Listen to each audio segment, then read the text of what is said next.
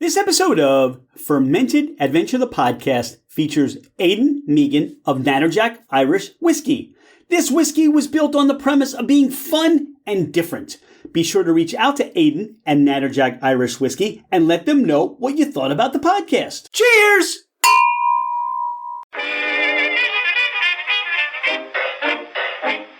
Hello, ladies and gentlemen, craft spirit enthusiasts, and those interested in the intoxicating world of craft distilleries, cideries, meaderies, wineries, and the occasional foray into breweries. It's Rich Shane, and welcome to Fermented Adventure, the podcast, where we bring you the fascinating people that are making the mash, fermenting, distilling, bottling, pouring, and delivering to you some of the finest libations in the world. Before we get started, here are a few housekeeping items. Thank you for bringing the podcast into wherever you are and whatever you're doing. We truly are grateful that you have chosen to listen and make us part of your day. It would mean the world to us if you left a 5-star review. This helps us climb in the rankings, and it makes it easier for others to find us. Don't hesitate to leave us your comments as well. If the podcast didn't meet your expectations, tell us why. We're always striving to improve. You can find us at fermentedadventure.com. We are on Instagram and Facebook as Fermented Adventure. Email us at fermentedadventure@gmail.com. All right, FA Nation, let's meet our guest. He's Aidan Mehigan. I'm Rich Shane. This is Fermented Adventure, the podcast. Aidan, welcome to the podcast. Thanks for having me, Rich. Really great to be here. It's great to have you, and we haven't seen each other since Bar Convent, Brooklyn. And when Dawn and I went around and we were trying all these emerging brands, we came across Natterjack Irish Whiskey. And it almost stopped the show for us because we both sat there, we both were standing there, and where is this, this wonderful Irish whiskey, where does this come from? So how did Natterjack Irish Whiskey get started? So I was living in London, and I was I liked a night out as much as the next person, and I realized that I didn't have a favorite Irish whiskey, and so I was working in finance, and I just kind of thought maybe Irish whiskey's missed somebody else. I was staring at a screen and wanted to build something. I wanted to really do something different in life and go and build something that you could actually hold. So Natterjack was kind of born at that stage. This is kind of in 2015, 16, and really, at the time, Irish whiskies were kind of linked to surnames, Jameson, and place names, Bushmills, right? And really, they were the two categories of Irish whiskey. No one was really doing anything in another space. And so we registered Natterjack. Our friends at Jack Daniels sued us and said they owned Jack in relation to whiskey. And we came to an arrangement with them. We can get into that later. But and Natterjack was kind of born out of that, right? And the idea of trying to do something differently. We didn't have provenance in Irish whiskey. I don't have a grandfather who used to make, or I don't have a distillery in our blood. I want to be honest about that, right? We were doing this from a standing start. And we wanted to make sure that everything that we did stayed in line with that idea of being different.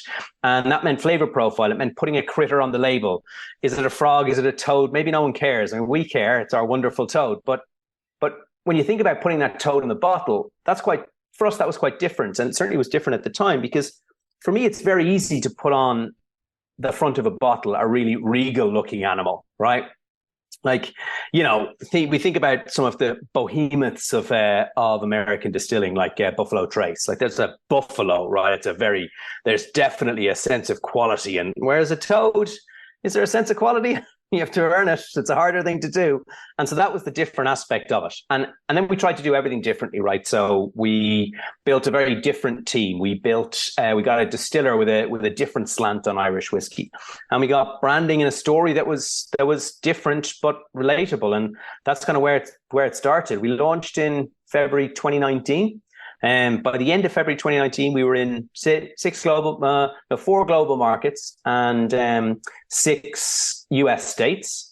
And then at that point, I realized that the power of this story was telling it in our target market, which was the US. And that was kind of the path to why we're now here. Myself and my family live in Austin, Texas, and we're in, 15 US states now, 16 US states now. 13 global markets. So it's been up and down. we've made some clangers, but we've done some things really, really well, and we've stayed the course, because it's, as I said to someone at the start, whiskey's not a get rich quick scheme; it's a go broke slowly scheme, and so we've stayed the course, and it's been an amazing journey. Well, you said something about doing differently, and I think from the energy and the personalities of the people we've met, you and the team with Natterjack, you're looking to be not just an Irish whiskey on the shelf. You're looking to be a disruptor, and you're looking to, as you said, there's a toad on the outside of the bottle. And, some people may say, I think that toad's kind of handsome myself. I think that toad carries the same position, the same, energy that we talk about that a buffalo could. This toad has got an attitude. So the idea of being different and a disruptor, what's the mindset there for Natterjack? The mindset really is, and I don't think I'm allowed to say this, but the mindset for me is we're going after somebody different to who our peers are going after, right? When we think about who our target market is, right? A lot of our peers go after the aficionados, right? The people who really know their stuff, and they've been drinking whiskey for years, and they love a scotch, and it's the burn, and it's the do, and it's all that sort of stuff. And for me, those people are leaving the category in a box, right? It's a smaller and smaller pool of people who get older and older and get more into it, right? I'm not actually going after that. And I'm going after the people who are coming to brown spirits. So we made this really smooth Irish whiskey. It's really easy drinking. Like it's a great introduction. It's a great gateway drug from gin to Irish whiskey. And that's what we want to do. It's got to be smooth, but it's got to be able to be used in cocktails. And it's not up its own ass, right? To not put too fine a point on it. Like, I'm not telling you it's like a Macallan 15 or it's like a Redbreast 12. We're not. And the brand says that because I want everybody to drink it. I don't want it to be exclusive on price. I don't want it to preclude people joining us because the flavor is too much. I actually want it to be what an old friend of mine used to call, which is great drinking whiskey. And that's it. And it is like a half a bottle of it will disappear and you'll be like, I don't know where that went. Because it's really, really smooth. Now we can play around, Rich, with lots of flavor profiles after the fact. But what we're not going to do is follow our peers down a path of 10 SKUs, right? Sorry, that's such nonsense talk. To follow down 10 products where we've got 10 expressions, right? Exactly. We're not going to do that because I'll do that when 500,000 people know who Natterjack is, or when 1 million, when 2 million, whatever the figure is, right? When people know it, then that's when you do it. But realistically, we wanted to support and be a brand that people know and can get behind, and not constantly be trying to innovate to and what the right way to put this is, we got to support some of the best brands in the world in the alcohol spirit space are single expression brands, right? And we want it to be so good that we need to be on people's back bar, and we need to be on people's cocktails, we need to be on people's home bars, but not constantly inundating people with a new orange expression or a coffee expression and that's not to say that's wrong for somebody else. It's really not. And some people have made huge success of it, but it's not for us. And that's that point of being different.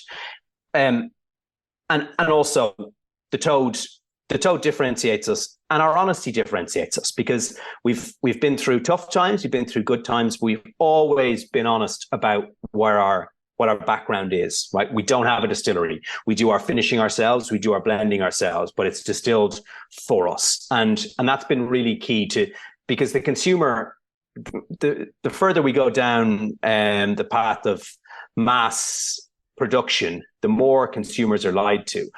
We really didn't want to do that because we wanted to communicate our story. And we think that's compelling and a little bit different.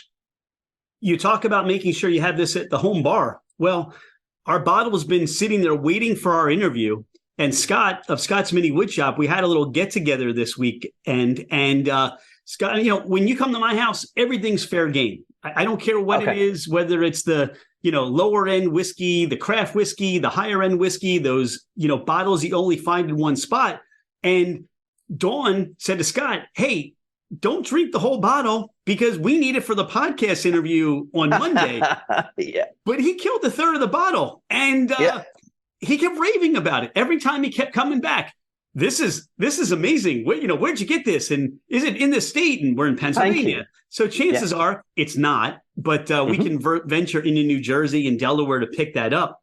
You spoke to the fact that, you're a financial guy, and you stop and you say, how do I do this? I'm not just going to go buy my favorite. I'm going to make my favorite.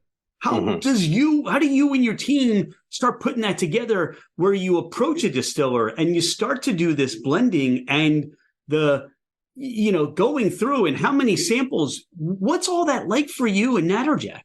It's a great question, and it throws me back to ages ago. And I'm like, early on in the process of starting the business, I worked out that I didn't know anything about making whiskey, right? And that's the God's honest truth. Like, with the best will in the world, I wish I did, but I don't. So I realized I need to go and get that expertise. But I did know, like, when you start a business, and especially if it's a brand, a lot of it feeds off your taste, right? You back yourself to know what you think looks good, and you know what you think tastes good, right? And as the founder and as the leader, you've got to back that. Now, in the real world, maybe what you think looks good actually looks shite, and maybe what you think tastes good tastes dreadful, and you're not set up for doing that. But the fact that I know what I like the look of, I know what I like the smell of and the taste of, doesn't mean I can personally create that. And that's a kind of something you got to let go of, right? I'm not I'm not an artist. I couldn't have drawn the toad. Kelvin drew the toad. I couldn't have designed the label. Slater Design did an incredible job on the label and gave us some options. And I was like, that's what I like. That's what I like. And so you've got to back that what you like, other people are going to like. And the real world might sit you on your ass and say, actually, what you like, no one likes. And you're a Walter Mitty, and it doesn't work. And so, but you take that chance because you'll never know. If you sit there and go, what if people don't like it? You'll never print your book. You'll never release your whiskey, and you've got to actually put it out there and take the criticism. And interestingly, about 6 months after we launched, it's still on Instagram somewhere, but I did a piece to camera reading out our bad reviews. And one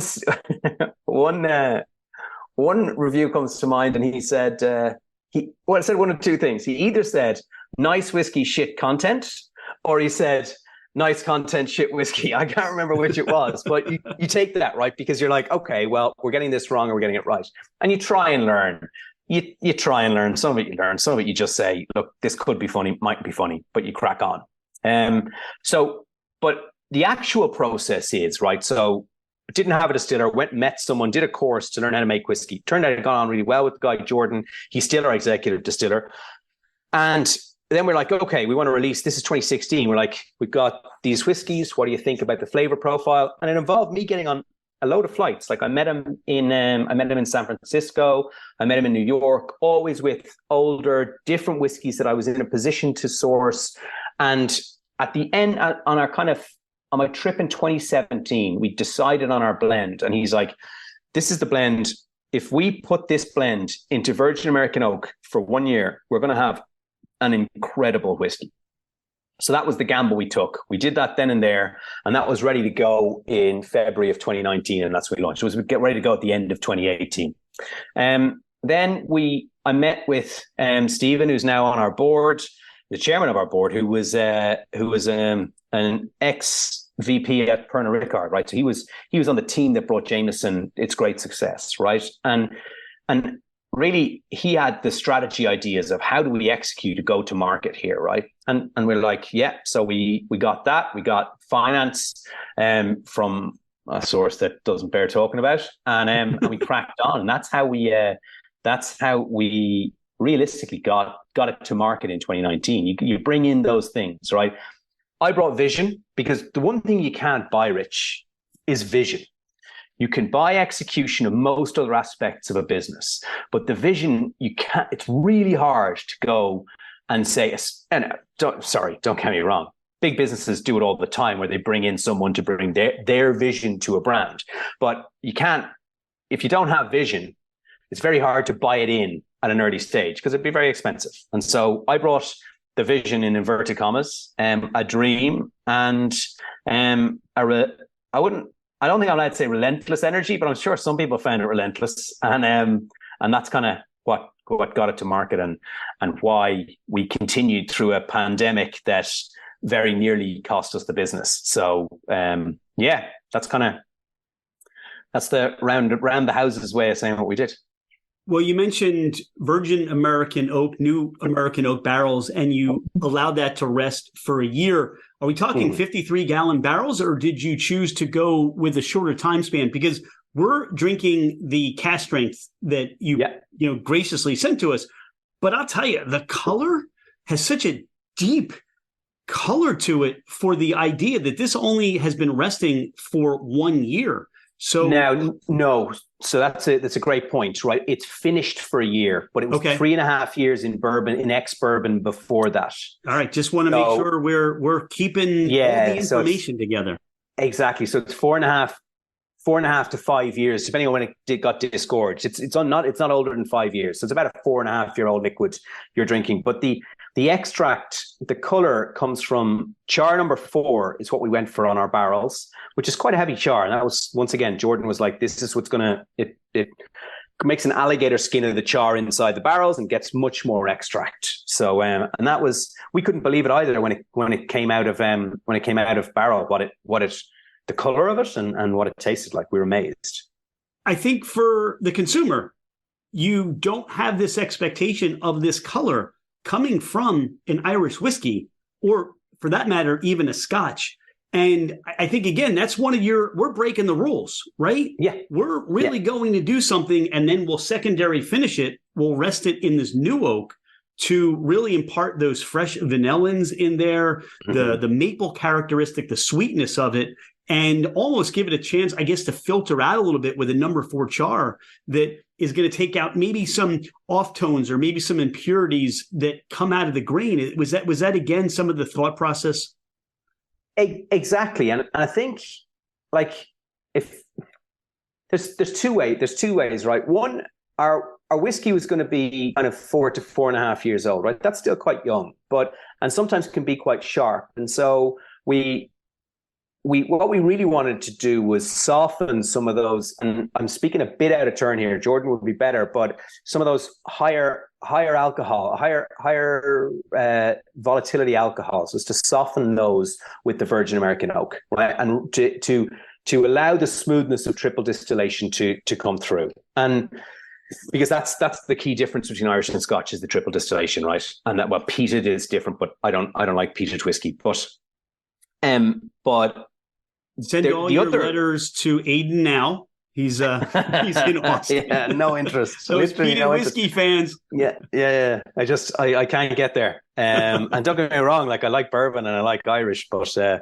so the other way to think about this is philosophically, right? What we've been doing in Irish whiskey has been we take ex-bourbon barrels, we put our whiskey in, and then we put them in sherry or port or whatever afterwards, right? And for me, there's a glorious purity to using virgin oak in whiskey. It imparts those super flavors that I love on bourbon. And I was like, right, well, so normally bourbon gets the first cut, which I should talk about this. Bourbon gets the first extract from the barrel, and we get the second extract, right? And I was like, but I want some of the first extract. I want some of the virgin olive oil, which is the first press, right? I want some of the first extract. And so how do we put that into Irish whiskey? Well, probably doesn't work to age Irish whiskey in virgin American oak from day one, because the flavors there's not real point in having triple distilled whiskey that's super smooth to have it crushed by the virgin oak, right? Like the flavors wouldn't come through that make it Irish. So then we're like, right, well, let's tack it on at the end for a year and see where we get to. And that's kind of turning the process on its head. Once again, trying to do it do it differently and lean into it and not be afraid of the fact that maybe it tastes a bit bourbonish, or maybe we are a stepping stone to bourbon, because lots of people, lots of producers are really scared that they're creating a Scotch flavored Irish, and you get lost then. Well, who cares, right? If I can drink Scotch, and who cares about an Irish bourbon? But actually, the process that we've done and the triple distillation, because I'm pretty sure there's not that many bourbons, and you'd know this better than I do. There are not many triple distilled bourbons in the States. It's an extra process. You don't have to do it. And I don't know that it adds anything to the whiskey, but this was a way to differentiate ourselves, because now it's super smooth. But as you say, with those vanillas, those citrus extracts, my father says a bit of spice box, but I don't know what a spice box is. So once again, that's outside my area of expertise. I want to geek out with you a little bit and talk about where you're sourcing your grains from for this whiskey. And because I think that's probably, again, what that cutting against the grain attitude as far as what you're putting in the bottle. Yeah. So it's our whiskey is sourced from Great Northern Distillery, and the grain side of the whiskey comes from France, as I understand it. And then the malt side of the whiskey is all Irish. So that's the provenance of them. We're not involved at a high level on that. We know what types the grain, what type the maize is, but we don't currently produce enough to dictate what they buy in. So that's, as I say, we can be honest, and that's the honest truth. Pardon the interruption. Thank you so much for listening to Fermented Adventure, the podcast. Could you do us a favor? Hit that follow button. It makes it easier for others to find us, and it helps us climb in the rankings. Take a screenshot of the podcast, post it, tag us, and let everyone know that you listen to the Fermented Adventure podcast. Now, back to our podcast. This whole process, I'm quite sure you've had your challenges. You've had some pitfalls. You've got some troll out there, talking about your content or your whiskey, and, you grow from that and you expand, because if you don't, we don't have this conversation. Have there been some pitfalls or some mistakes or little obstacles other than, hey, we're going to start this renegade whiskey distillery during the pandemic? Any other those things that have happened or you've experienced? Yeah, there is. There's a really funny story, right? So you've got a bottle there in your hands, and we had this great idea for it was going to be wax dipped, right? Excuse me. Our friends down at Maker's Market are the only people who can use red wax dipping, and they've trademarked that, and that's a story as old as time in whiskey, and that's great. But I love the idea of wax dipping, right? So we got an order from our Chinese importer in early 2019. Okay, so, and it was like, I don't know how many cases it was. It was probably 1,000 cases, right? So a full 20-foot container, maybe a full 40-foot. No, it was a full 20-foot container. So this was amazing news. This was the biggest order. It would put our projections for year one of a tiny business way ahead of where we were going to be, right? Just couldn't believe it. This was amazing. So we bottled it. We get the special labels, everything. And let me tell you, shipping to China is complex. And basically it was, I think there was two of us in the office trying to get it over the line, trying to work. And we didn't have anyone who knew anything about logistics, right? So ships to China. And there's a couple of things, right? 700 milliliters in a bottle, and there's space between the cork and the bottle, right? And that space is very, it's worked out by people far brighter than I am, right? Because it allows liquids to expand and contract and not push the cork out, right? And in normal conditions, great. So we bottled it, and when the guys were bottling it, they filled the bottle. They didn't think at the bottling line that it looked like it was full, so they thought it looked worse. So they filled it up just a little bit more, maybe 10, 15 mils more, so that the bottle would look more full. The knock-on effect of that was there wasn't enough air for the whiskey to expand and contract. So we didn't know this, and we just had wax covering the bottles. So container goes to China, goes through the Panama Canal where it's 50 degrees in the middle of the year and in the middle of the summer, and it gets down to, or 45 degrees, whatever the, sorry, so I suppose it got like 110 for... Yeah, because you're talking centigrade on the yeah, exactly, right? Like 110, okay. Right? So the whiskey expands, pushes out the corks because the wax has gone soft. And so when it gets to China, they open it up and they said it smelt absolutely amazing, but 75% of the whiskey was ruined because the corks all popped out, right? So like, more sophisticated operators would most certainly never have hand wax dipped and not put a closure on it or something like that. So long and short of it all, this was a big loss to us, right? It was a decent order and it was going to cost, it was about 30 grand. So our Chinese distributor came in and was like, look, what are you going to do? And I was like, there's not much I can do. Like, do you guys have insurance? And they're like, we do, but the insurance doesn't cover this. And I was like, sound like great insurance, but okay, here's what we'll do. If you will order 3,000 cases from me, and I get that order by the end of the year, I'll cover the loss. And they said, yeah. And they're still our distributor in China. And it was a great turning of an error into a positive. So we learned quite a bit on that. We've never wax dipped whiskey again, and we put PET closures because as you're shipping off 4 containers a month, it doesn't make sense to take a chance with what looks pretty but doesn't really work. It's all learning experience, and it's trial and error. Yeah, the idea was, how cool would this be? I have to tell you, I think the way the bottle is created, the bottle you choose, I think that happening made your presentation even better. It really made the bottle look cleaner and sleeker, because then you get that wax in different proportions. And I think the front and center grabbing of what people get to see on that shelf that distinguishes you from all the other whiskeys that they may come across is that 3-dimensional toad. So how did it come to be that not too many bottles have a 3-dimensional emblem? I almost want to figure out how to pry this off when we ever finish this bottle. And and save it like a belt buckle or something. That's exactly. And I'm speaking to a belt buckle maker here in Texas to get some prizes. We're gonna work with him to make kind of some exclusive toad belt buckles to really kind of lean into our Texan experience here. But how the toad on the bottle came into being, I think what I tasked the guys with was finding what we really wanted to do was have a toad on the back label, right? Where as you drunk, it got revealed over time. And so its eyes would pop in after you'd had the third shot out of the bottle. And it just didn't work, because when if it was sitting on the shelf, you wouldn't be able to see the toad, and then who's going to buy your whiskey?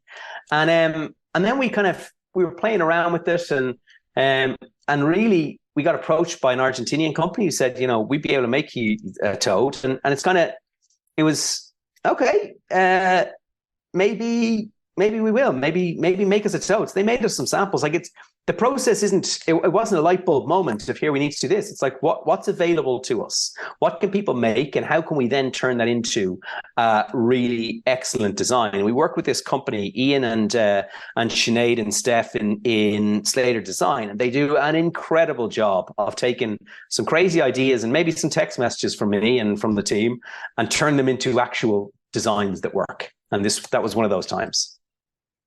It turned out much better than we thought, though. We didn't when I kind of thought they were on a hiding to nothing. They came to the office. They were like, we don't have any Irish business at the moment. Do you want us to take a punt and see what we can do? And they just came back and it was amazing. But when you talk about the stakes, the first 1,000 of those toads that arrived, they had some sticky stuff on the back of them for putting on the bottles, but the shape was wrong.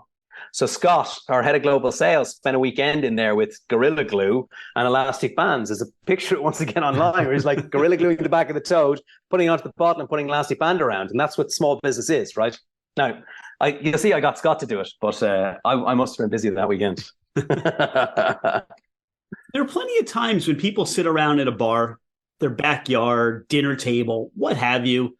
They're drinking. I mean, we've talked to the guys at Kiru, that they came up with making their own whiskey in a sauna. And there are a lot of times when people are sitting around just say, I can make this. Mm-hmm. Through the process of putting this together, what were some of those light bulb moments or that feedback that you got that you were on the right path, that what you were doing was going to be accepted by those whiskey drinkers to say, this is different. This is cool. This is something unlike I've had before. This is unique. Or what were those moments where you said, wait, hold on, let me enjoy this moment for a second? So yeah, the first one that springs to mind was a mate of mine who was, I used to live with them. We were both living in London at the time. Connor Doyle was, I went out for a pint with him when I was I kind of come up with this idea that I was going to leave my finance job and set up a whiskey company. And we went out for a few beers. And the next morning I got to my desk, and at my desk was an email that said, I guess here's a place to start. And it was like the Wikipedia of how do you make whiskey. And I was like, okay. And that's when I started the business plan that day. I shouldn't tell my old boss because I was probably doing it on his time. But that was the kind of first moment where I went and built out. It was a dreadful business plan. There's a copy of it around here somewhere. It's like 4 pages. Then the next moment was when we registered Natterjack, and I was raising money at the time. And I thought I got a letter in one of those FedEx envelopes, and it came in and it was said, it was from Jack Daniels. And I was like, they want to invest. This is amazing. Like, one of the majors has noticed who we are. And then I opened it up and it was a cease and desist saying they owned Jack in relation to whiskey and we couldn't do it. Now we came to an arrangement, and I guess we're all friends. I mean, I don't drink Jack Daniels anymore, but there you go. You've said this twice, and I'm thinking, does this mean Jack in the Box is coming for you? Does this mean Jack Links is coming for you? Does this mean ex-pro football player Jack Lambert is coming for you because they use the name Jack? I mean, no, there's nothing about this bottle that would say to me, I confuse this with Jack Daniels. No, but there's a trademark law is very specific. So we didn't trade Natterjack in relation to a hamburger that would cost Jack in the Box. So we registered it under Section 33 something or other, and we registered it in relation to distilled spirits. So that's the key point here. So they obviously sit there and go, what are the new trademarks in relation to distilled spirits today? And old Rochelle Andrews, or whatever her name was, at their office obviously saw Natterjack come up, and that's when they sent us the cease and desist. So it's only in relation to that. You can't come after us if you make a beer that's called Jack, or even if you make a beer that's called Natterjack. You can't really come after us because you only protect it in the sphere you're in.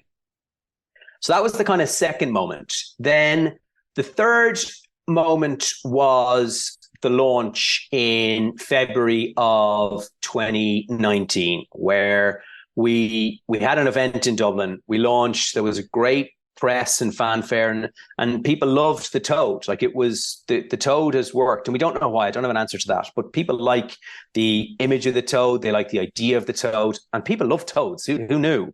And at that event,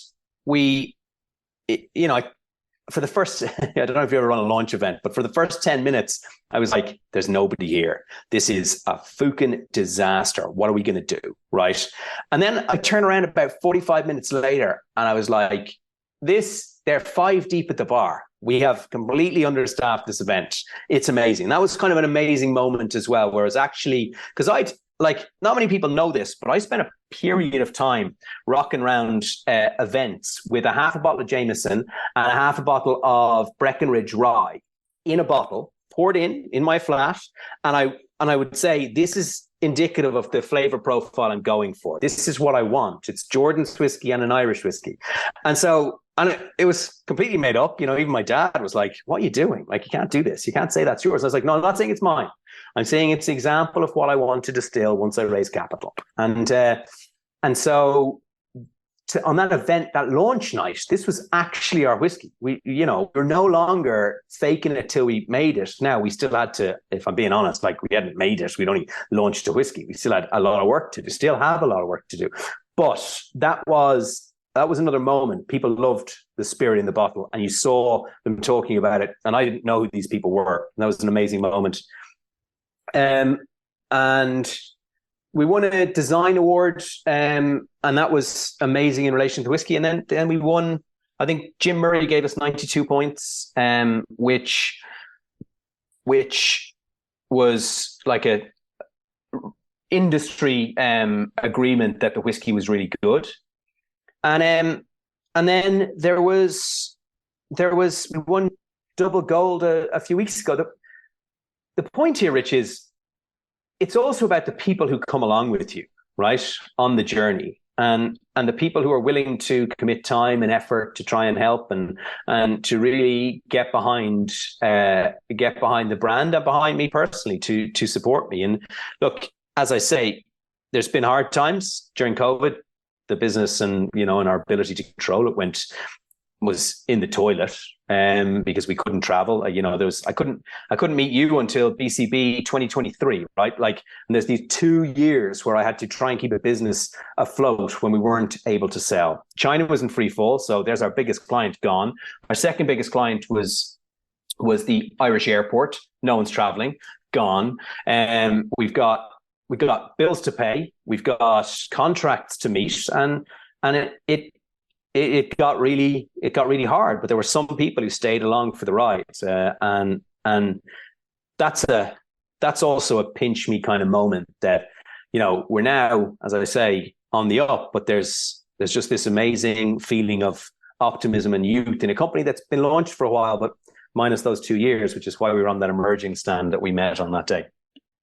I would imagine, had you not gone through some of these trials, had you not seen some of these experiences come your way, we might be having somewhat of a different conversation. We could be talking about totally different things, but what this has done is it's created character to the brand, the story, your team, and you almost come out of this saying, hey, we can do anything at this point. I mean, let's just not screw this up, but we can really continue on this path, build those loyal followers, build the brand, and again, really set this category on its ear in a way.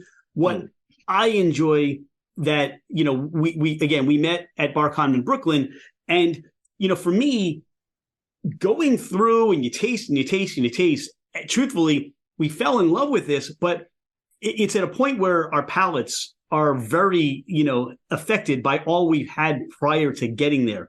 So this is more like that intimate moment where I have the bottle, I have my Glencairn, and I can really experience this on its own, almost really for the first time. I don't open it. I don't try it. I want to do it with you. But what I really enjoyed through just the nose is this is a wonderful progression. If you're talking Irish, right, you can tell a story. You can carry a story a long way, and it's captivating. It's interesting. And then there's the accent. So you almost sit down and you say, all right, you can talk for an hour. I'll just listen because I know I'm going to be so captivated, entertained. That's what this whiskey is on the nose.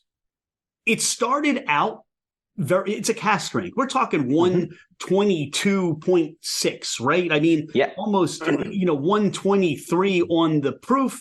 So the ethanol really is there. It presents. But as we've been speaking, this has been open for about 20 minutes. It's really gone through. The first thing that I really received after we hit that opening was it smelled like a freshly cut. It smelled like a wood shop. Like if you're going into a wood shop, like I was taken back to high school in wood shop where you hear the band saws and the drills and there's shavings everywhere, but it wasn't oaky, but it was nice and woody and a nice character. It's gone to places right now where I got citrus. I got, to your dad's point about the spice box, I almost got like these vanilla spice, these spice wafers. Because I got some hint of yeastiness in there. It was almost like a cookie. I got the oak, and where I'm at now is this chocolate-covered, whiskey-soaked sherry is what's on the nose of this glass. Yeah. So this is a great story. We could just sit here and nose, but I wouldn't be doing the bottle and this juice justice if I did not, take it in and enjoy the palate. But talk about some of the, again, this is if I'm going back to you in London and you're saying, I want to create my own whiskey, and you're talking about taking those two brands and putting them together, the idea of the nose and what you were looking to have people experience.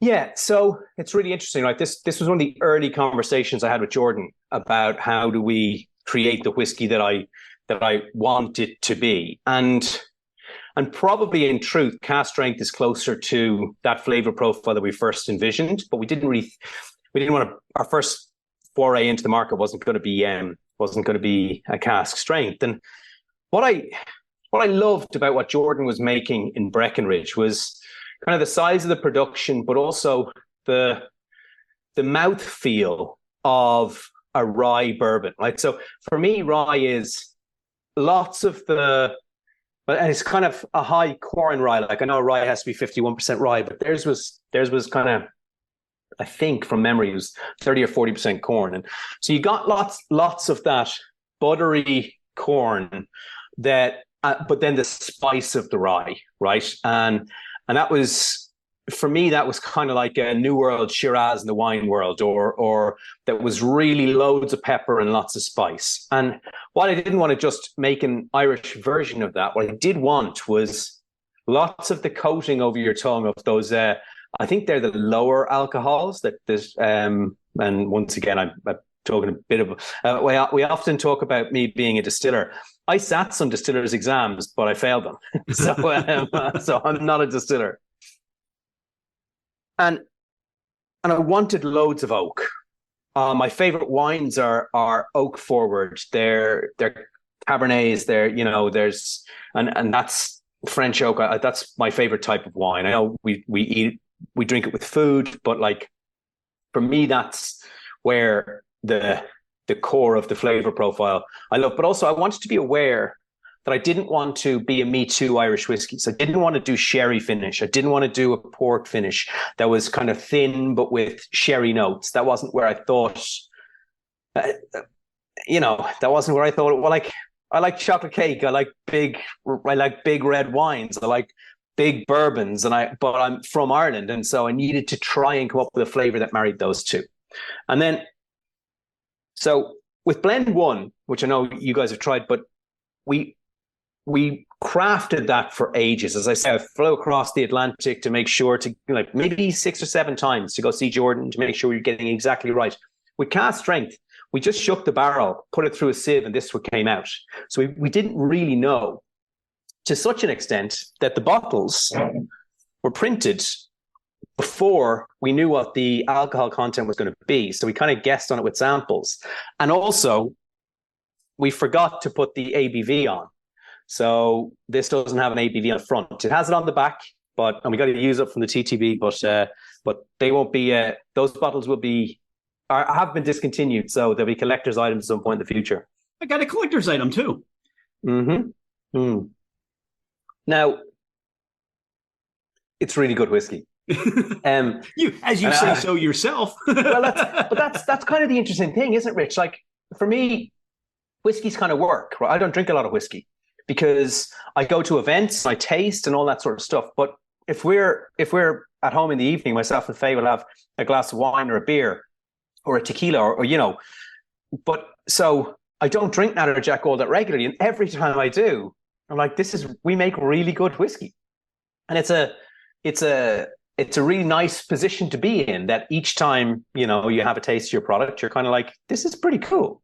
But so there's loads of, for me in the 4 palette, there's loads of that spice, that kind of those higher alcohols. But then as it goes back over your palate to where the tannins of red wines would usually activate my tongue, I'm left with this butterscotch. And that's what we weren't expecting, if I'm being honest. When we put this together, I wasn't expecting that, because it's completely different to the flavor profile of Blend One.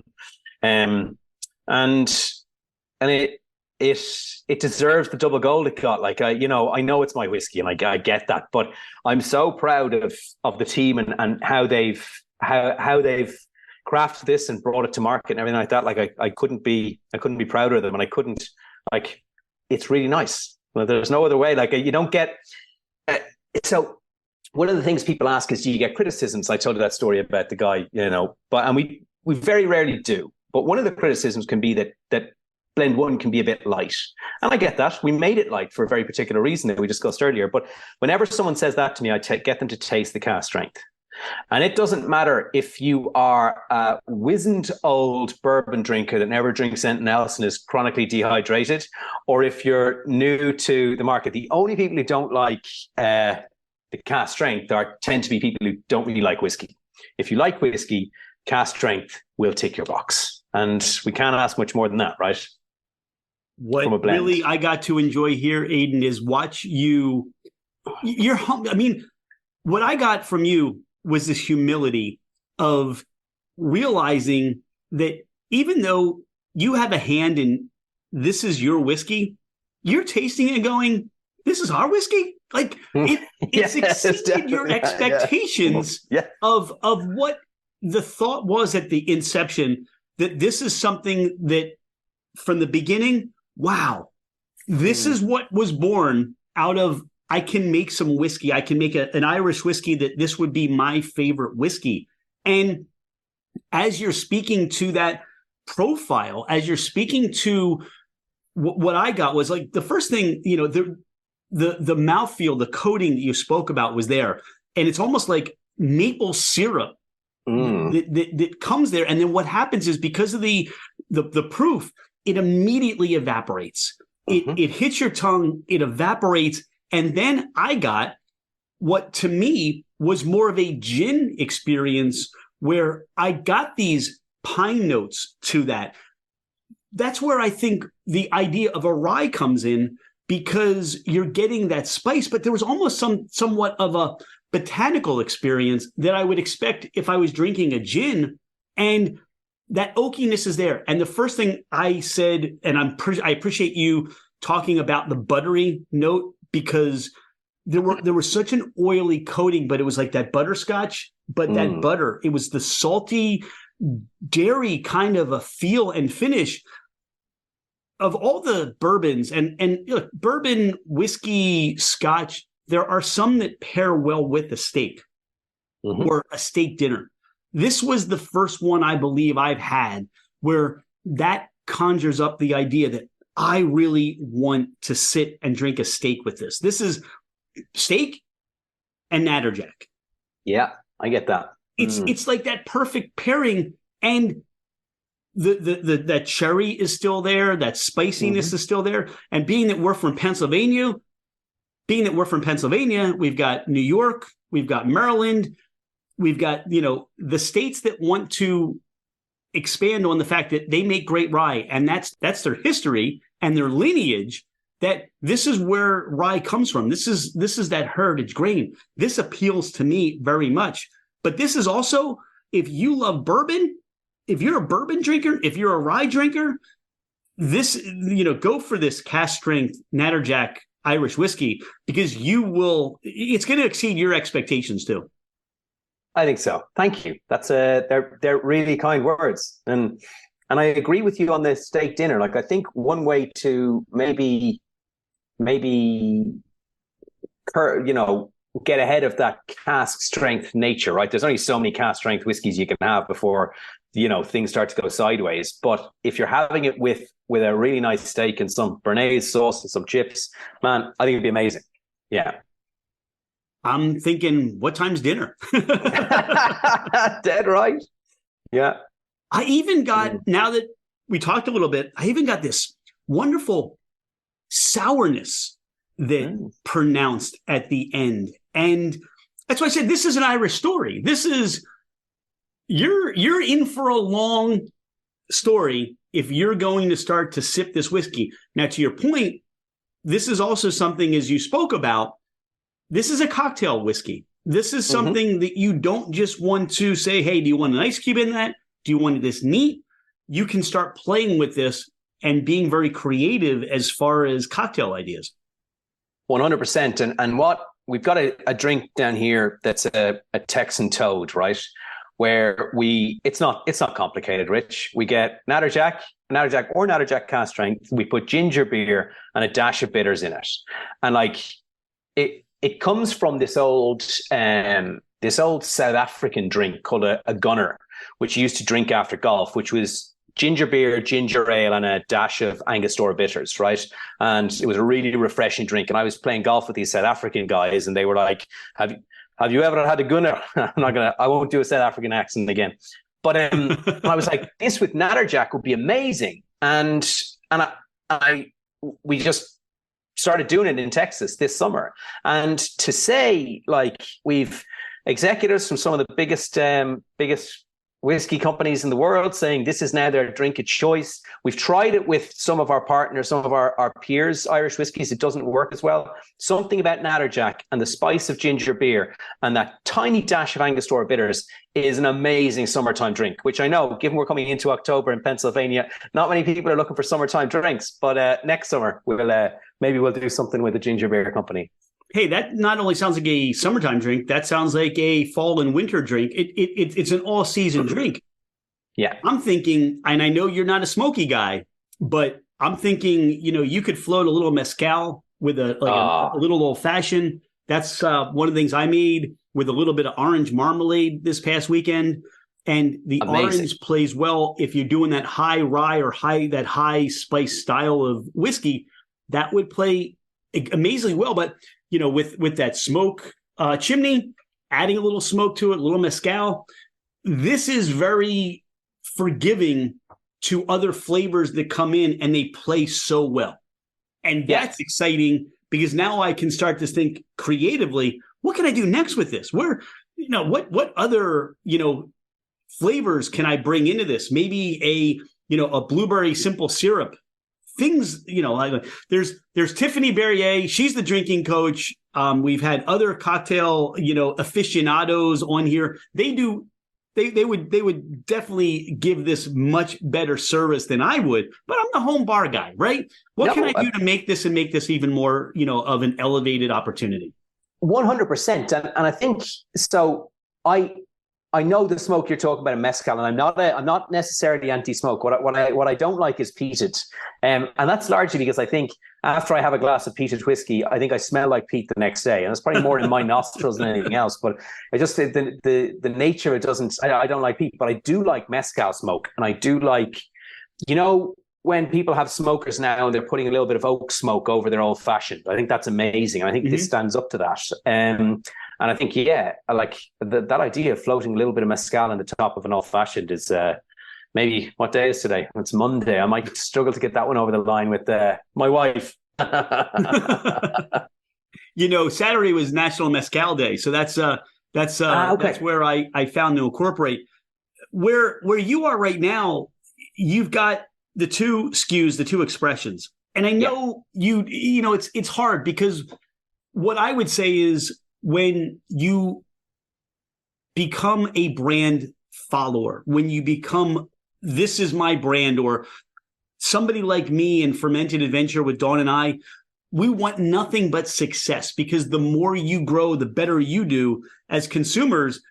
How do we benefit? Because the creative ideas and what was born out of your idea, we get to try more. And it's hard because people are like, all right, what else do you got? You got a port finish, a sherry finish, and I know you're focusing on growing this brand. Look, you're down in, within Texas, and I'm thinking, wow, what could an Ambarana finish, do with this wonderful juice and what you're distilling? So are there any ideas floating around that, you're looking to me again, you're renegades. What's next?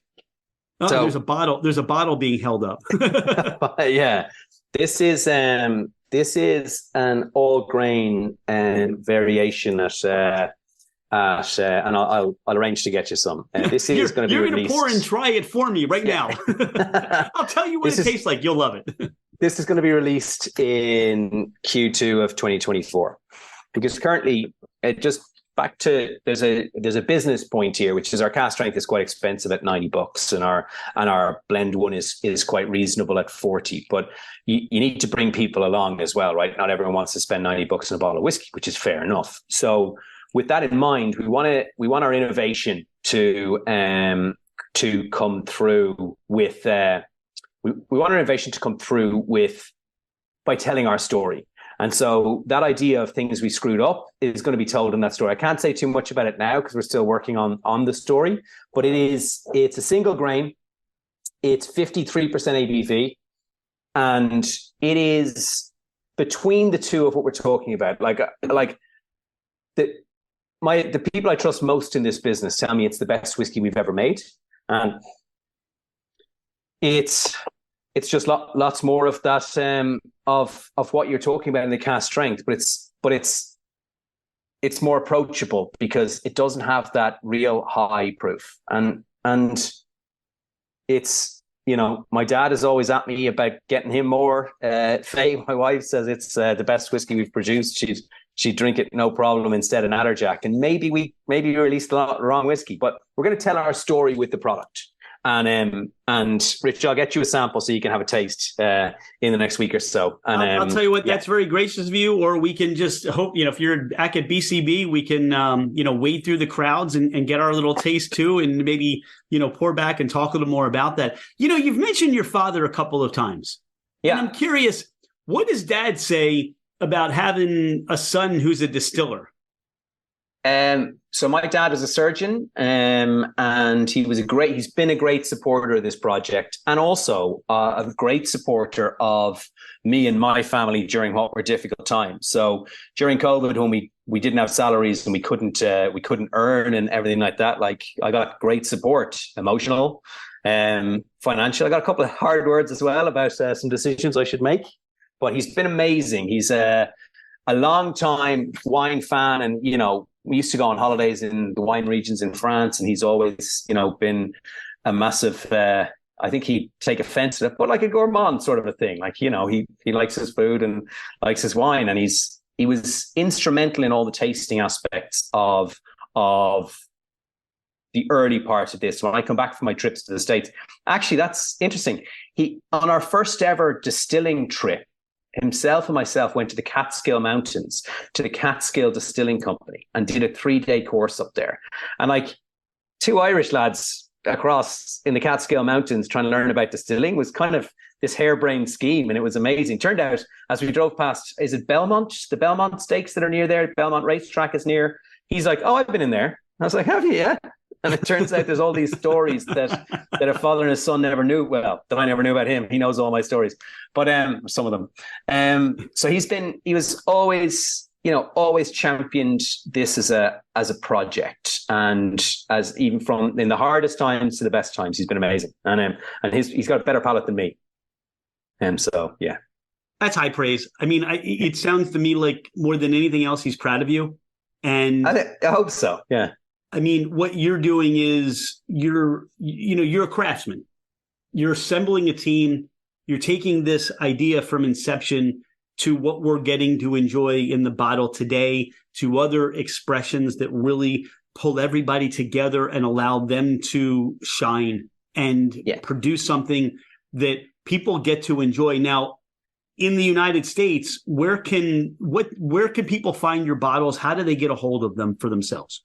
So before I do that ask and the push to buying, let me just focus on something you said there, which is back to the point about the easy thing and the easy thing about a bull maybe over a toad, right? And the easy thing when you've got a whiskey brand is to say, come together with your friends and drink our product. And that's true, but that's what everybody talks about, because largely healthy use of alcohol is social, right?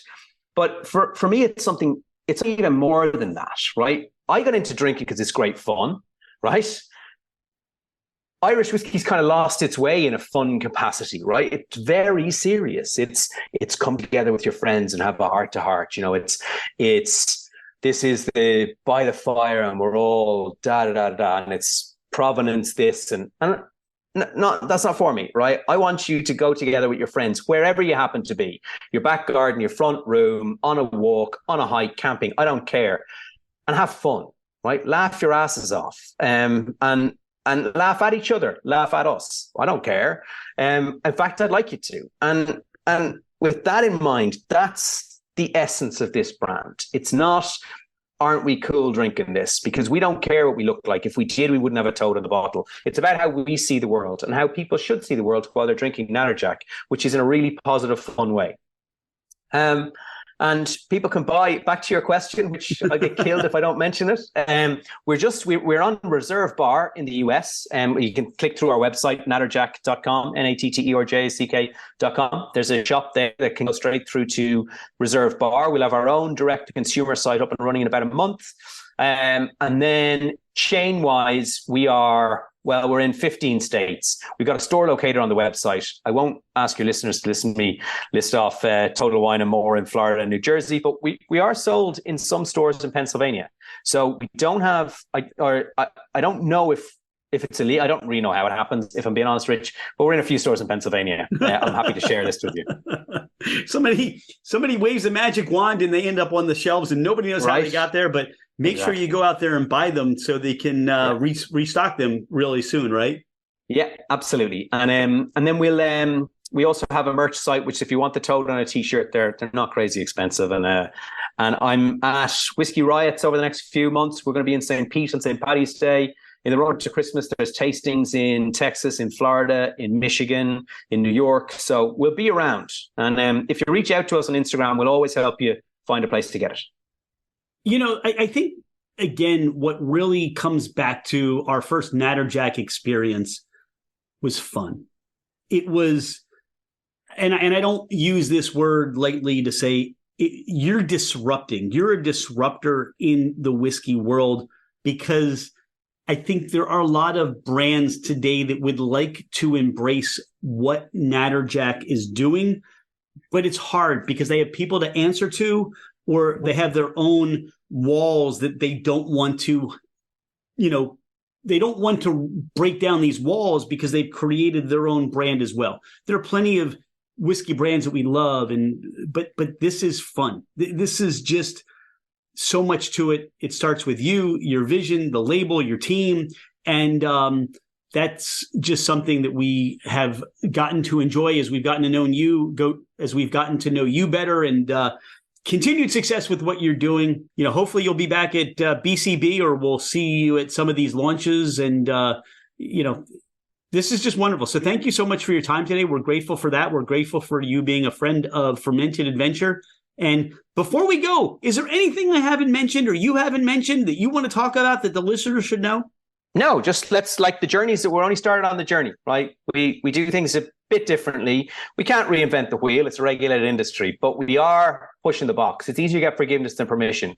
So come along the journey. And thanks to you, Rich and Dawn, for having us along and for persisting. And probably I didn't answer the first email for a little while because life is hectic. But I love Fermented Adventure. And I love the support. So thank you so much. I mean that. Thank you. I really appreciate it.